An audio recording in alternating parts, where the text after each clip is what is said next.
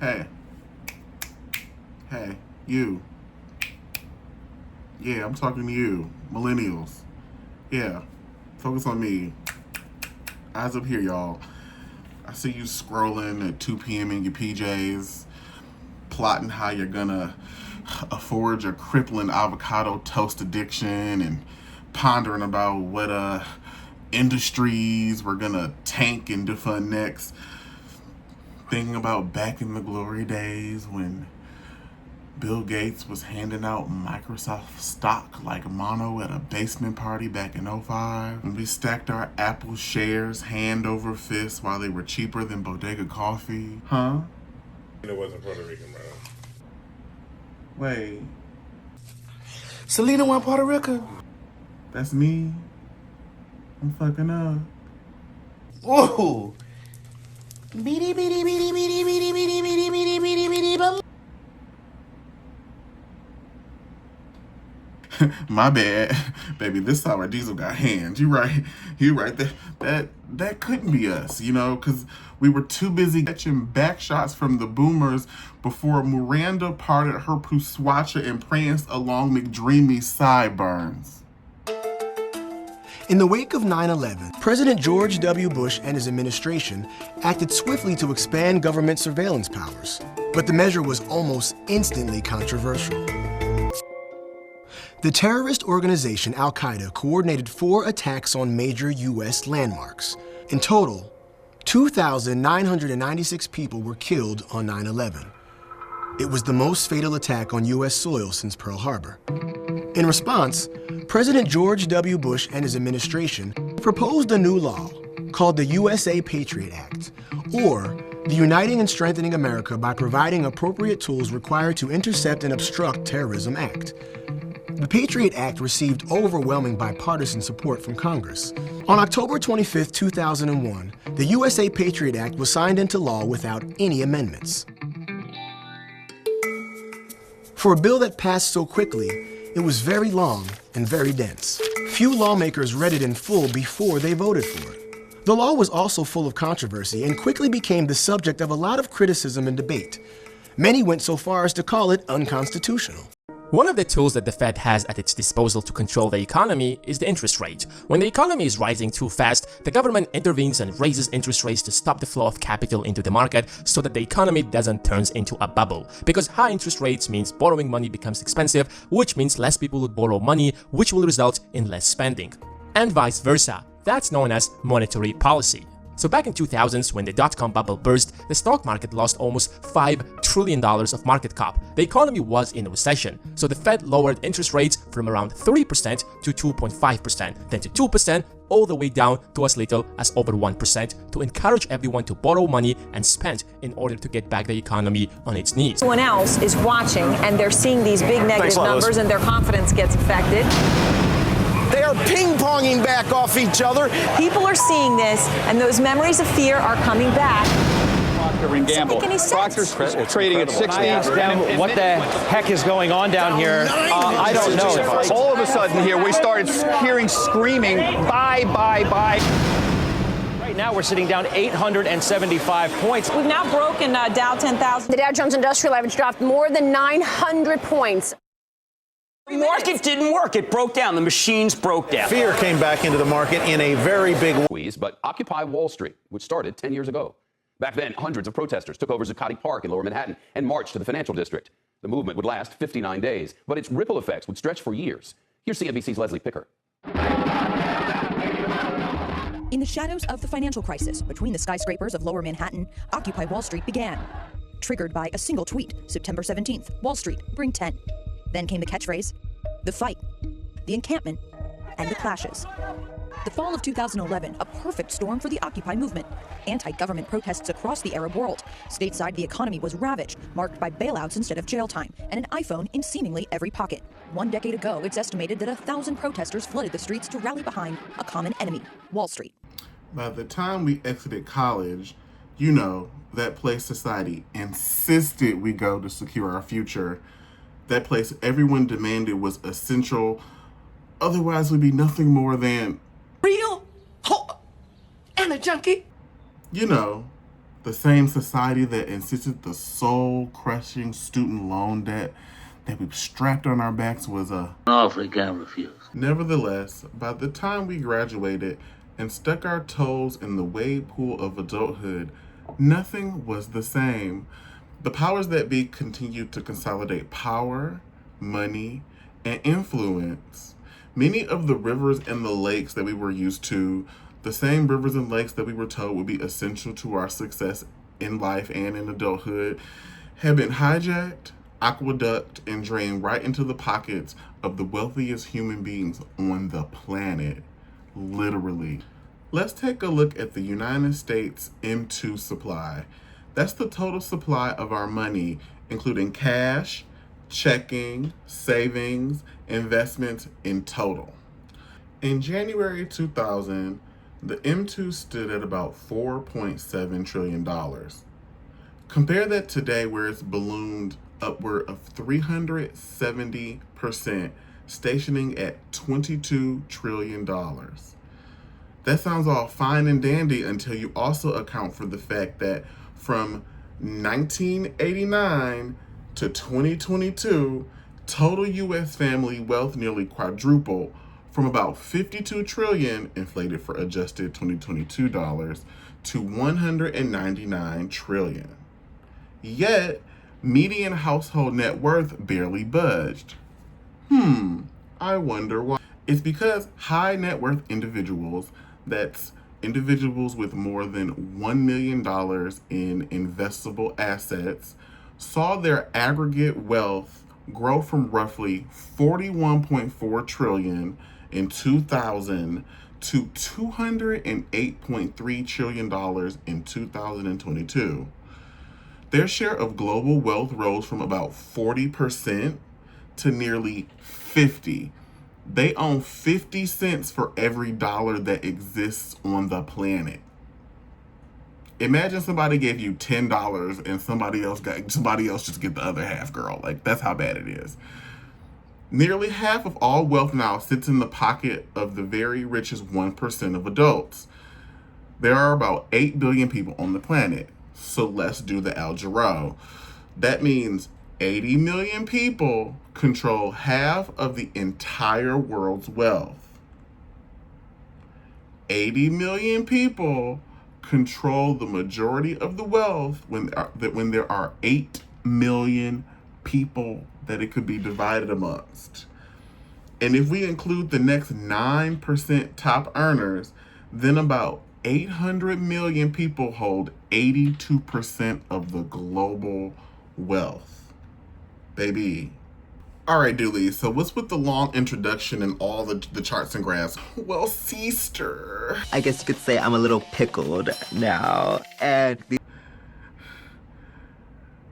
I've been orange pilled. And as I'll continue to illustrate for the remainder of this video, for good fucking reason.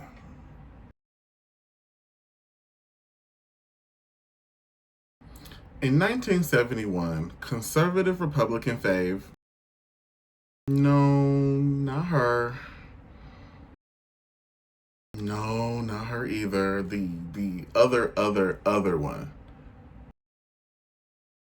Yeah, her. In 1971, our exemplary ethics professor and dastardly domestic principal at large, President Richard Milhouse Nixon, convinced everyone that the United States would be much, much better if we discontinued the gold standard and divested from the Bretton Woods system, which required countries to guarantee convertibility of their currency to United States dollars to within 1% of fixed parity rates at 35 US dollars per troy ounce of gold. So basically, in other words, what had happened was America decided that she was the HBIC. I am so powerful. My mind, it amazes me sometimes. And left the global group chat because she was in charge of the girls. You can just kiss my ass. So she threatened to spill everybody's tea, kick over everybody's secrets unless they agreed to reform the system in a way that benefited her. She convinced everyone to open their purse, agree to use her currency as the global reserve, meaning the global reserve money is backed by and supported by US dollars, and agreed to start a new group chat at her bank that she's on the board of, that she has stock in, that she gets to vote for, and hire the employees for. You get what I'm saying? While Richard Nixon publicly stated that it was his full intention to rejoin the agreement after major reforms, I'm sure you can discern that from the tone of my voice and the intonation and cadence of this video that actually did not happen. Instead, the powers that be decided that we were better under the FIAT system. It's a debt-based system based upon credit. Now, my inner professor would love to talk to you more about Nixon's shock, the subsequent economic failures of the 70s, the 1973 to 1975 recession, stagflation, the instability of floating currency, so on and so forth. But for the sake of this already long-ass video, I'm going to pump my brakes, and y'all can go ahead and chat GPT or Google or do what you got to do to get into her. My point is, our money was no longer supported by a real, concrete, tangible thing. We rotated our livelihoods and our financial futures on a promise. No. Seriously, quite literally. The term fiat is derived from Latin for fieri. I don't know if y'all knew this, but one of my arch nemesis is Guy Fieri. That is another story from another time, but I think he is a scourge. Since this decision was made, our money is backed by nothing but government hopes, dreams, and aspirations. The term fiat is derived from the Latin word fieri, meaning an arbitrary act or decree. The only reason why our money has value is because the government says so. That's it. But to add insult to injury, since there was no physical tether, no natural resource correlated with our money, we just given ourselves the permission to print money at will, indefinitely. Look at this, CVS. You coming? Oh yeah. I'm sure you can see why that's a problem. With the ability to print money at will, every single dollar printed dilutes the total population, the total amount of money. Every single dollar added into circulation eats at the value of the dollars that you already hold. This is what we call inflation, and a major reason why you feel like the money in your pocket ain't moneying. It's the reason why your financial anxiety is flaring up right now as I'm talking about this, and you're not imagining it. Money isn't moneying like it used to, and it's only going to get worse. That Federal Reserve, that M2 that I was talking about not too long ago, yeah, it was $4.2 billion in January of 2000, and today it sits at $21.9 billion. That's a 4.7x increase. Take a look at this chart. Something that cost $100 in year 2000 will cost $186.29 today. Something that cost $100 in 2015 would be $135.36 in 2025 dollars. Even our money during Rona, one of the worst times in United States history in a very, very long time, even our money during Rona had more value than it does now. Something that cost $100 during Rona, during 2020, will cost $123.95 adjusted for inflation in 2025 dollars. Just in those 5 years alone, we've lost 24% of purchasing power. The Consumer Price Index, or CPI, is a measure of the average change over time in the prices paid just by average people like you and me for a fixed basket of goods and services. So think transportation, medical care, food, housing, gas, electricity, internet. It tracks how quickly the prices rise or fall year to year and month to month. By tracking CPI, economists and policymakers can see how quickly prices are rising and how the erosion of purchasing power affects consumers. Take a look at this chart. As you can see, the results are staggeringly grim. 1 gallon of gas in 2000 cost 89 cents. Today, $3.75. One movie ticket in 2000 was $5. Today, it costs $15. 1 month of utilities in 2000, roughly $100.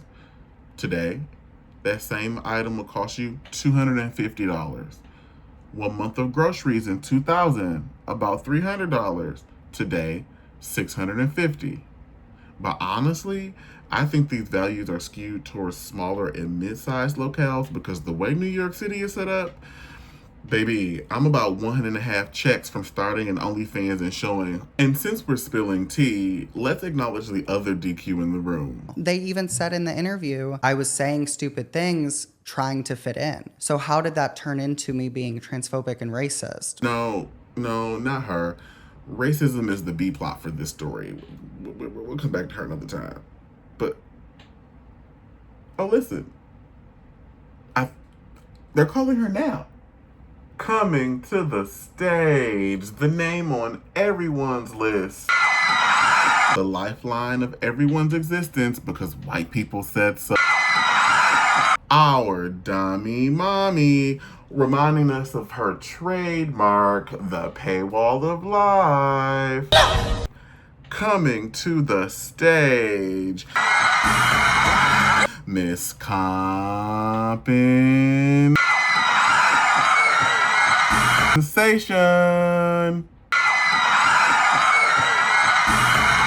Alright, this is a lot of charts and graphs, a lot of math and economics.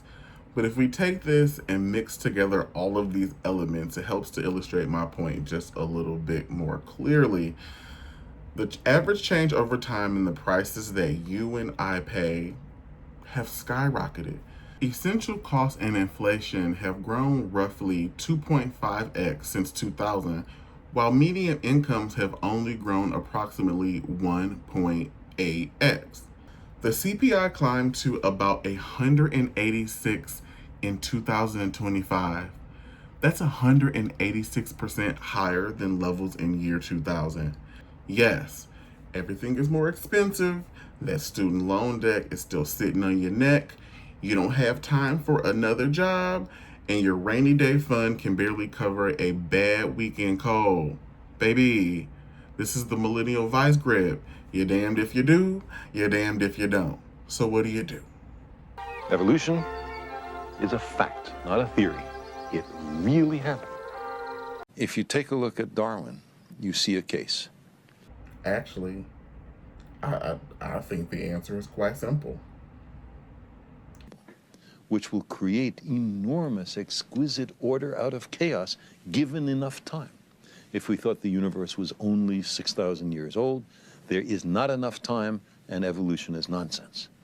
But if, as in fact is now definitively true, the solar system and the Earth are 4.5 billion years old, then there's plenty of time for evolution. We do what humans have always done.